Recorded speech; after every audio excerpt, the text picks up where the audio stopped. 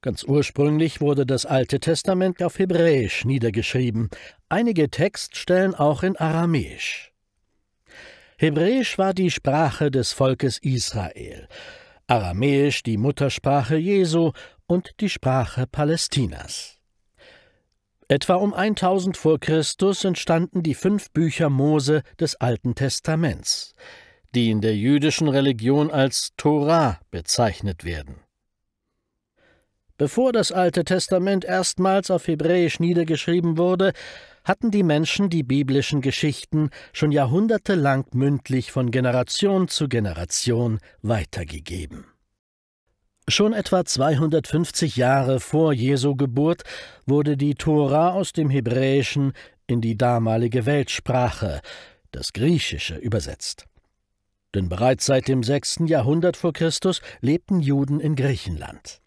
Durch das Christentum folgten dann Übersetzungen der Tora aus dem Griechischen ins Syrische, Lateinische, ins Altkirchenslawische und viele andere Sprachen.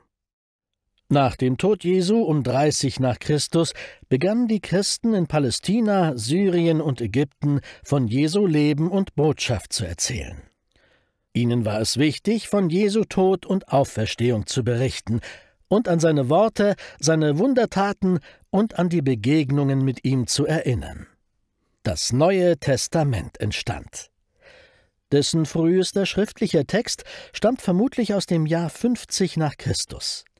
Bis in unsere Gegenwart wurde das Neue Testament in nahezu 2000 Sprachen übersetzt. Die Bibel zu übersetzen, ist ein Auftrag, der im biblischen Text selbst verankert ist. Im Neuen Testament heißt es im Matthäus-Evangelium in Kapitel 28, Vers 19: »Darum gehet hin und lehret alle Völker, taufet sie auf den Namen des Vaters und des Sohnes und des Heiligen Geistes, und lehret sie halten alles, was ich euch befohlen habe. Und siehe, ich bin bei euch alle Tage bis ans Ende der Welt.« Das Wort Gottes soll also allen Menschen verkündet werden, in all ihren Sprachen. Somit ist die Übersetzung der Bibel ein wichtiger Auftrag an die Christen. Eine der ersten Auftragsarbeiten dieser Art ist die sogenannte Septuaginta, die Übersetzung der 70. Sie entstand vor rund 2200 Jahren. 72 Übersetzer sollen in 72 Tagen einen Großteil des Alten Testaments aus dem Hebräischen in die griechische Sprache übersetzt haben. Die Zahl 72 hat man dann abgerundet auf 70, Septuaginta. Die griechisch sprechenden Juden in Alexandria und alle lesekundigen Nichtjuden konnten nun die biblischen Texte verstehen. Mit der Ausbreitung des Christentums setzte sich das Lateinische als gebräuchlichere Verkehrssprache gegenüber dem Griechischen immer stärker durch. Dies führte wiederum dazu, dass nun auch lateinische Bibelübersetzungen entstanden. Sie sind in ihrer Vielzahl recht unterschiedlich und werden heute unter der Bezeichnung Itala oder auch Vetus Latina zusammengefasst. Wir kennen allerdings aus dieser Zeit, also dem späten 4. und 5. Jahrhundert, auch Übersetzungen ins Koptische, Äthiopische, die berühmte Bibelübersetzung des Bischofs Wulfila ins Gotische, eine alte germanische Sprache, und sogar Übersetzungen ins Georgische und Armenische. Ende des 4. Jahrhunderts gab mir Papst Damasus I. persönlich den Auftrag, aus den vielen existierenden Übersetzungen der Bibel eine einheitliche lateinische Übersetzung zu erstellen für den täglichen Gebrauch in der Kirche. Und da bin ich schon ein bisschen stolz, das so sagen zu können. Dieses Werk wurde für mehrere Jahrhunderte die Übersetzung der Bibel. Wir nannten sie Vulgata, die im Volk verbreitete. Man kann sie ruhig die wichtigste Bibelübersetzung des Mittelalters nennen, denn das Latein der Vulgata prägte für Jahrhunderte die Wissenschaftssprache an den Universitäten. Im frühen 9. Jahrhundert dann wurden die ersten lateinischen Bibeltexte in die deutsche Sprache übersetzt. Die älteste erhaltene Übersetzung dieser Art entstand im Kloster Mondsee in Oberösterreich. Es handelt sich um das Matthäusevangelium in altbayerischer Sprache. Dieser frühe deutsche Bibeltext hält sich streng an den Wortlaut der lateinischen Bibel. Die Bibel als Verschriftlichung des Wortes Gottes galt nämlich seit der Antike als ein Text mit hoher Autorität, als heiliger Text, an dem nichts leichtfertig verändert werden durfte. Erst der große Reformator Martin Luther entschied sich dafür, sogar die Heiligen Schriften freier, eher sinngemäß und nicht wörtlich zu übersetzen. Seine Übersetzung des Neuen Testaments erschien erstmals 1522 in Wittenberg. 12 Jahre später, 1534, veröffentlichte Martin Luther seine vollständige Bibelübersetzung. Die Zeitspanne ist deshalb so groß, weil Luther nicht nur besonders gründlich, sondern vor allem nicht allein arbeitete. Bei der Gesamtübersetzung von Luthers Bibel handelt es sich nämlich um ein Gemeinschaftswerk, an dem unter anderem auch sein Freund, der Theologe Philipp Melanchthon, mitwirkte und etliche andere Sprachgelehrte, die zum Teil gemeinsam mit Luther in Wittenberg an der Universität unterrichteten. Sie verfügten über Kenntnisse des Lateinischen, Griechischen, Hebräischen und Aramäischen, also genau jener Sprachen, in denen die Ausgangstexte vorlagen. Zum sprachlichen Prinzip seiner Übersetzung formulierte Martin Luther etwas derb: Man muss die Mutter im Hause, die Kinder auf der Gassen, den gemeinen Mann auf dem Markt drum fragen und denselbigen auf das Maul sehen, wie sie reden, und danach dolmetschen. So verstehen sie es denn und merken, dass man Deutsch mit ihnen redet.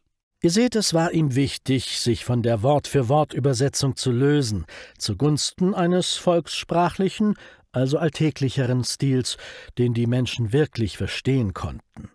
Er vertrat die Auffassung: Erfasse die Sache, also den Sinn, dann folgen die Worte von selbst. Seine Vorgehensweise beim Übersetzen war in dieser Hinsicht bahnbrechend.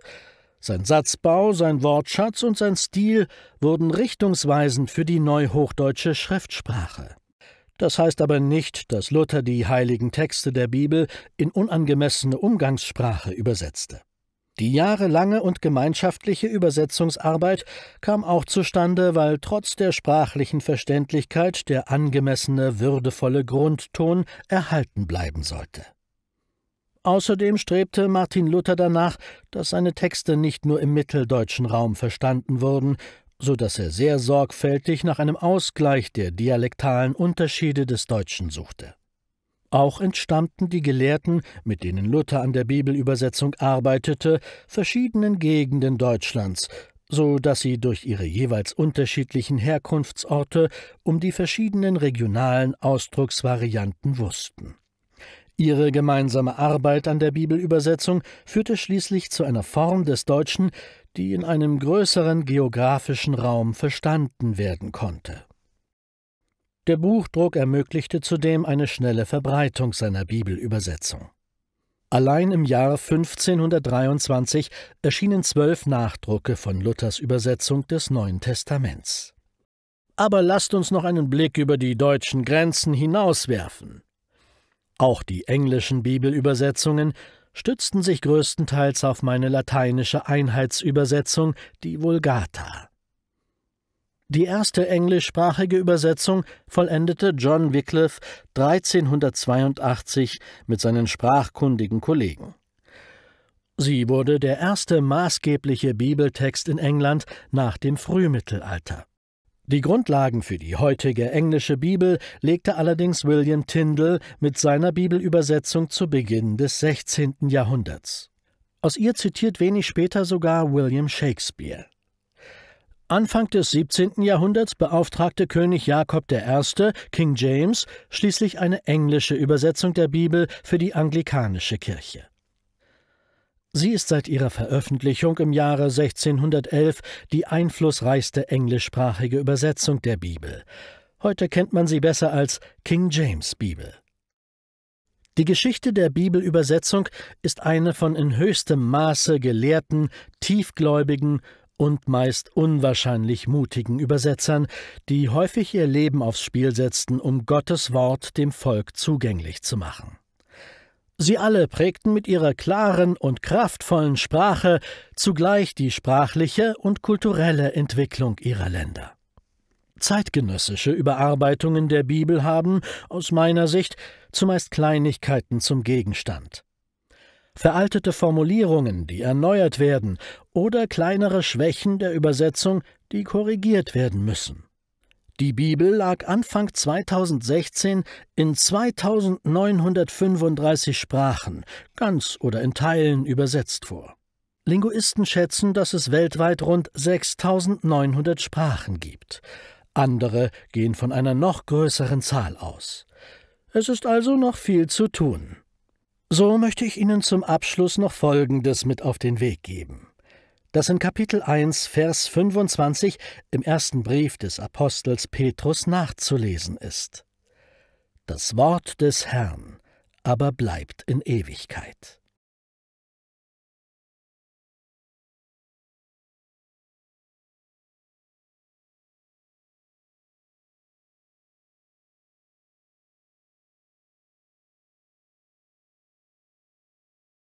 People often say, I believe in the Bible. I am a New Testament Christian. And I say, well, what New Testament? And they say, well, this one right here in this book.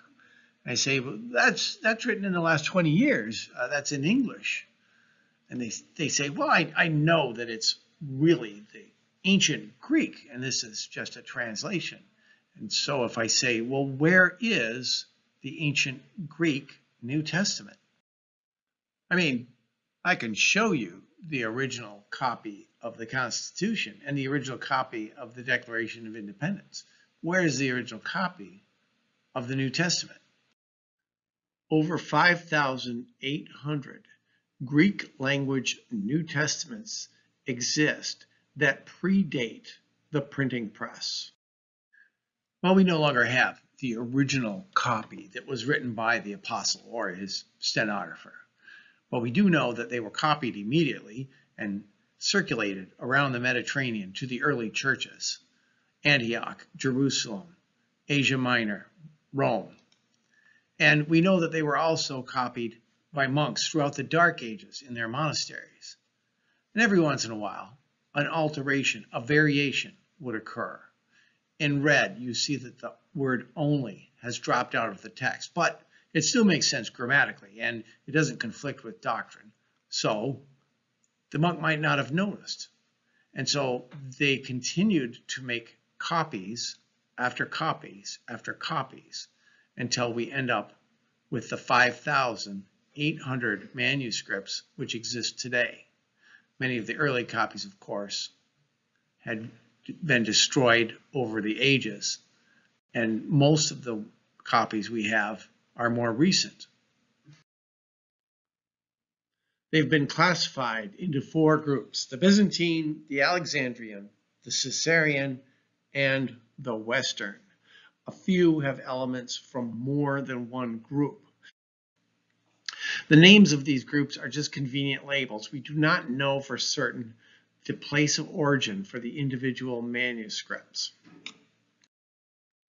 The Byzantine group is also called the majority text because there's so many surviving manuscripts. In 1516, when the printing press was still new, Erasmus printed a Greek language New Testament compiled from about 6 manuscripts, 5 Byzantine and the Codex Bezae. He called his work Textus Receptus, the received text. Now, it does not match any single manuscript, but it was meant to be sort of a compiled average. Early English translations were based on his printed Greek version, and it remained the standard Greek text for centuries. In the 1800s, the supremacy of the Byzantine manuscripts was challenged. At the St. Catherine's Monastery at Mount Sinai in 1859, Bible scholar Konstantin von Tischendorf discovered the world's oldest complete manuscript of the New Testament, called the Codex Sinaiticus.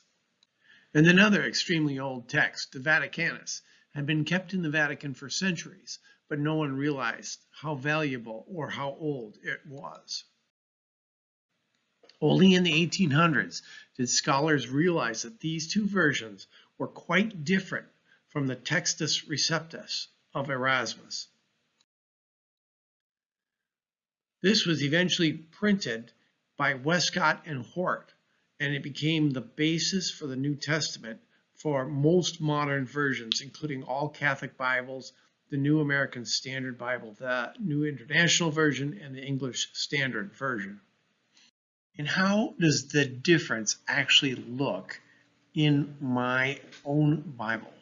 The biggest difference is that in the Alexandrian text, chunks and verses and pieces are missing, such as the story of Jesus forgiving the woman accused of adultery, and a little addition explaining the pool at Bethesda, or Jesus telling the Pharisees that they can foretell the weather, but they can't foretell the signs.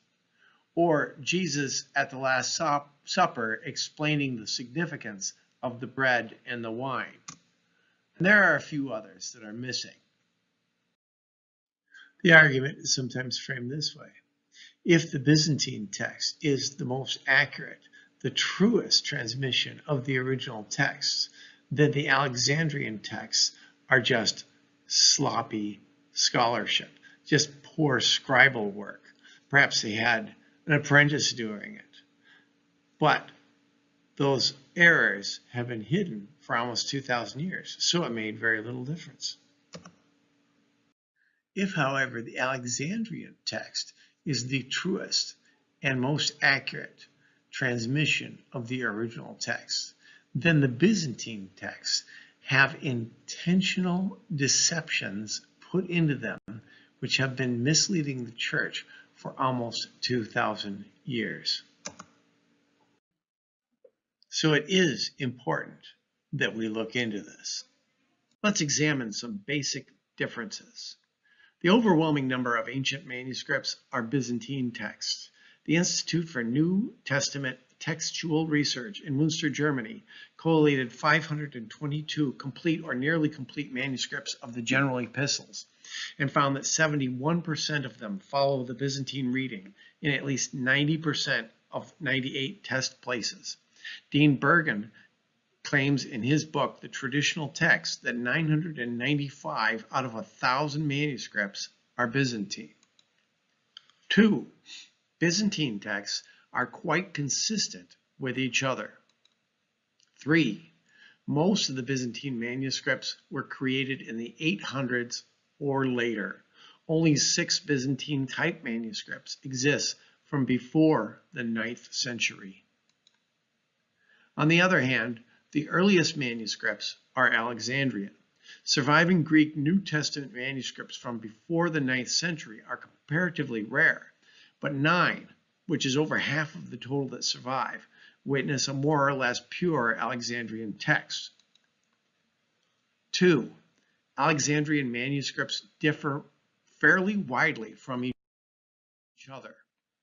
Disagreements between the Sinaiticus and the Vaticanus in only the Gospels have over 3,000 differences. So when we say the Alexandrian documents are older, how do we know that? I mean, they didn't date them. Well, the oldest manuscripts were made of papyrus, which had a rough texture, so rounded letters were more difficult to make on this surface. So scribes used angular, multiple stroke letters. After the arrival of smooth surfaces of parchment and vellum, scribes took to writing in the unical style with its simple, round, single-stroke letters.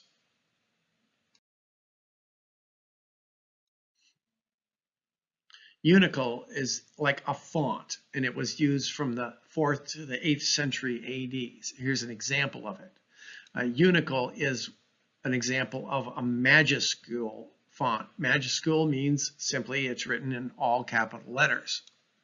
Now, in the 9th and 10th century, they started a new style, which is called minuscule, which used all lowercase letters.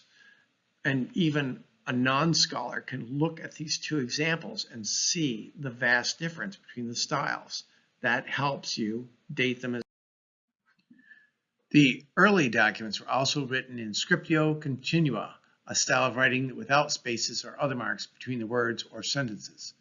It's generally accepted that the addition of spaces first appeared in Irish and Anglo-Saxon Bibles and Gospels in the 7th and 8th centuries.